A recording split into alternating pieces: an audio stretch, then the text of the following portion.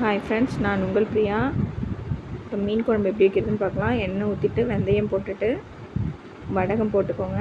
கொஞ்சம் கருவேப்பிலை, சின்ன வெங்காயம் 4 நல்லா வதங்கினதுக்கப்புறம் இதுக்கு ஒரு பேஸ்ட் ரெடி பண்ணுறோம். தக்காளி, மிளகு, ஜீரகம், பூண்டு இது எல்லாத்தையும் நைஸாக அரைச்சிட்டு அதையும் சேர்த்து நல்லா பச்சை வாசனை போகிற அளவுக்கு கிளறி விட்டுக்கலாம். நல்ல கருப்பு புளி ஒரு குண்டு புளி அளவுக்கு கரைச்சி வச்சுக்கலாம். ரொம்ப ஈஸியான மெத்தடு. டக்குன்னு யாராவது வந்துட்டாங்கன்னா இதே மாதிரி செஞ்சு கொடுங்க. கொஞ்சமாக மிளகாத்தூள் போட்டுட்டு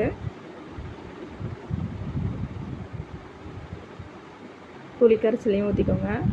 பச்சை வாசனை போகிற அளவுக்கு நல்லா கிண்டி விட்டுட்டு தேவையான அளவு உப்பு போட்டுக்கலாம். தண்ணி அதிகமாக வச்சு கொதிக்க வைக்கணும்னு அவசியம் இல்லை. நமக்கு போதுமான அளவு தண்ணி இருந்தால் போதும்.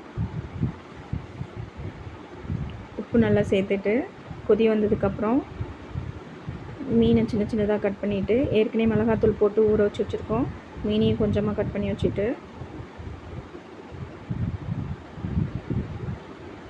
குழம்பு கொதி வர நேரத்தில் மீன் எடுத்து போட்டுக்கோங்க.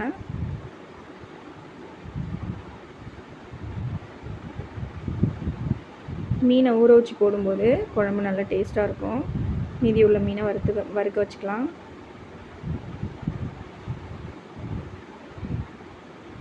கொதி வந்ததுக்கப்புறம் மீன் எடுத்து போட்டுட்டு லேசாக கிளறி விட்டுட்டு மூடி போட்டு மூடிக்கலாம். இந்த ஸ்டேஜில் உப்பு காரம் பார்த்துட்டு குழம்பு நிறுத்திடலாம். இந்த வீடியோ பிடிச்சிருந்துச்சுன்னா லைக் பண்ணுங்கள், ஷேர் பண்ணுங்கள், சப்ஸ்கிரைப் பண்ணுங்கள். Thank you friends.